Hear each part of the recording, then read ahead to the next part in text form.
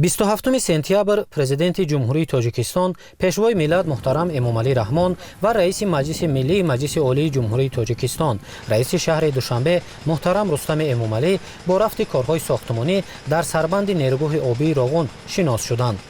дар ин ҷой аз сатҳи баҳр дар баландии 1140 метр то 1300 метр корҳои таркишию хокбарорӣ ки ҳаҷми умумии лоиҳавии он 880 000 метри мукааб мебошад, пурра анҷом ёфтааст. насби лангарҳои оҳанин 80%, лангарҳои фишордор 85% ва корҳои арматурбандию битонхобонӣ 81% иҷро шудааст. ҳоло корҳои мустаҳкамкунӣ дар болои обқабулкунандаҳои доимӣ аз рӯи лоиҳа идома дошта, ҳадафи коргарону мутахассисон ба иҷрои босифати нишондодҳо равона карда шудааст. ҳаҷми умумии корҳои битонхобонӣ бошад дар ин мавзеъ 55 000 метри мукаабро дар бар мегирад, ки то имрӯз 80% иҷро шудааст. дар қидаи мазкур 130-140 нафар нерӯҳо кор мекунанд.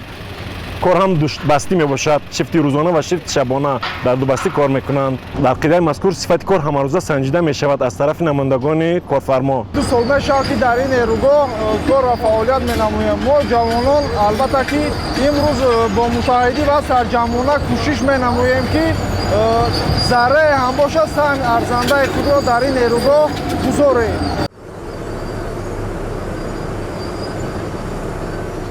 дар минтақаи ядрои сарбанд кор ба таври шабонарӯзӣ дар ду баст идома дошта, ҳамарӯза зиёда аз 160 техникаю механизмҳои пуриқтидор сафарбар карда мешавад.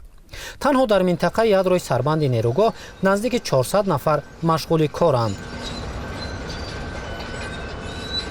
дар ин нерӯгоҳи барқи оби Роғун ба ҳайси ронанда кор фаъолият карда истодам. хеле ки ба ҳама маълум аст, инҷо Роғун аст, Роғун овозадор аст. نه فقط در جمهوری تاجیکستان، بیرون از جمهوری تاجیکستان در دیگر دولت‌ها راغون ما آوازدار است. من امروز افتخار میکنم که من زن هستم، مادر هستم، برابر مردان بننگ و بناموس در این نرگاه برقی آب راغون سهمگزار هستم. من امروز برای وطن، برای آبادی وطن، برای بهبودی وطن کار و فعالیت دارم. راغون آبادی تاجیکستان ما است. راغون آبادی خاندان ما است.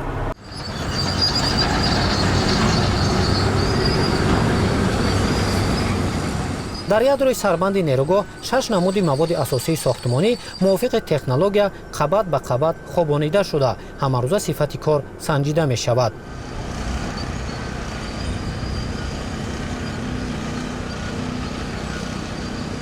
мақсади мо аст ки зудтар ба итмом расондани корҳои сохтмонӣ ва расондани рӯшноӣ ба қидами мардум аст. ҳоло хобонидани мавод аз ҷумла гилхок ва филтрҳо дар ядрои сарбанд дар сатҳи 1013 метр аз сатҳи баҳр идома дорад. ҳаҷми лоиҳавии гилхок дар ядрои сарбанд 7.5 миллион метри мукааб пешбинӣ гардидааст ва то имрӯз зиёда аз 561 000 метри мукааб хобонида шудааст. дар минтақаи сарбанд дар маҷмӯъ 21 миллион метри мукааб маводи гуногуни сохтмонӣ хобонида шудааст. дар як рӯз ба ҳисоби миёна сарбанди нерӯгоҳ тақрибан 50 сантиметр баланд бардошта мешавад.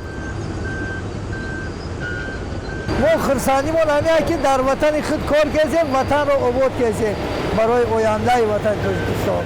имсол сатҳи об дар обандбор 5 метр баланд бардошта шуда ба 1075 метр баробар гардидааст.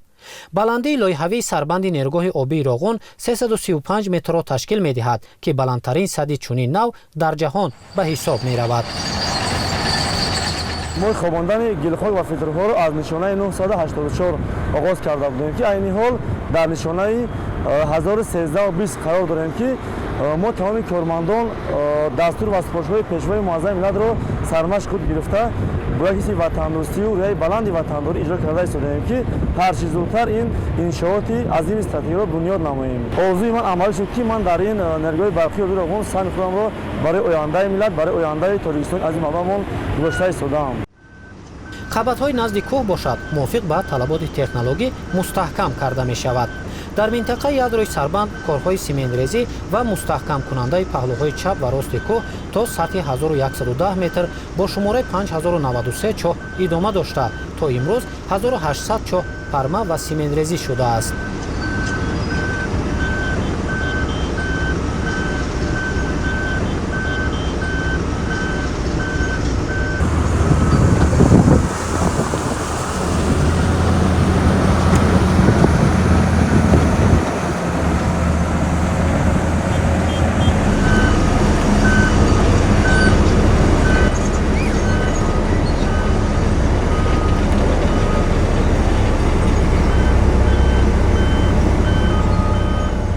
айни замон дар минтақаи асосии ядрои қитъаи Сарбанд қарор дорем ки дар ин ҷо асосан корҳои тозакунонии тарафҳои чап ва рости қитъаи Сарбанд аз сангрезаҳо ва шинонидани ҷинсҳои кӯҳӣ интихобшудае ки аз санҷиш гузаронида шудаанд машғул ҳастем. ман миннатдории худро ба президенти ҷумҳурии Тоҷикистон, асосгузори сулҳу ваҳдат муҳтарам Эмомалӣ Раҳмон мерасонам ки ба мо чунин имкониятҳо фароҳам намуданд ки мо рафта дар давлатҳои бегона хонда соҳиби касбу ҳунар гашта омада дар ватани азизи худамон бо маоши қаноатбахш кор ва фаъолият намоем. дар ин минтақа мо бо ҳама техника ва лавозимотҳои баландидори ҷаҳонӣ таъмин карда шудаем. ҳамарӯза кор бо сатҳи олӣ пеш рафта истодааст ва мо ифтихор аз он мекунем ки дар ин иншооти бузурги аср кор ва фаъолият менамоем. пешвои миллат муҳтарам Эмомалӣ Раҳмон ҳамзамон аз ҷараёни фаъолияти хатти канверии нерӯгоҳи обии Роғун шинос шуданд. дар қидаҳои муайяни нерӯгоҳи обии Роғун барои анҷоми босифати корҳои сохтумонӣ иншооти алоҳида бунёд шудааст ки хатти канверӣ аз ҷумлаи онҳо мебошад. дар маҷмӯъ дар ин қидаи сохтумонӣ 70 нафар дар ду баст фаъолият намуда барои анҷоми корҳои сохтумонӣ беш аз 30 техника ҷалб карда шудааст. дар марҳилаи аввал ашёи хом дар конҳо ва қидаҳои муайяни иншоот тавассути техника ва таҷҳизоти пуриқтидор коркард мешавад. тӯли 5 моҳ аст ки кор ва фаъолият дорам ва мо шукронат аз он мекунем ки ба мо ҷойи кор таъмин карданд. бо истифода аз чунин технологияи замонавӣ коргарони муҳандисию техникӣ метавонанд ки дар як соат то 3500 тонна маҳсулотро омода ва ба воситаи хатти канверӣ ба сарбанди нерӯгоҳ интиқол диҳанд. таъкид гардид ки ду қисмати борфарории хатти канверӣ дар биёфи поёнии сарбанд дар сатҳи 1090 метр ҷойгир аст. маҳсулоти сохтумонӣ ба воситаи хатти канверӣ то биёфи поёнӣ интиқол дода шуда ба воситаи мошинҳои боркаш дар қидаҳои сарбанд хобонида мешавад. тӯли 15 сол аст ки мо дар ин нерӯгоҳи бузург кор ва фаъолият мекунем. дар назди хатти канверӣ қарор дорем ки мавод кашонида мешавад. иқтидори ин дар як соат 3500 тонна истеҳсол карда ба мавзеъҳои сохтумони зонаҳои 4 интиқол дода мешавад. сарвари давлат муҳтарам Эмомалӣ Раҳмон зимни шиносоӣ бо ҷараёни корҳо дар сарбанди нерӯгоҳ таваҷҷӯҳи коргарону мутахассисонро ба иҷрои босифати сохтумон, риояи талаботи лоиҳавӣ, босифат ба анҷом расонидани кор ва тезонидани раванди сохтумон ҷалб намуданд.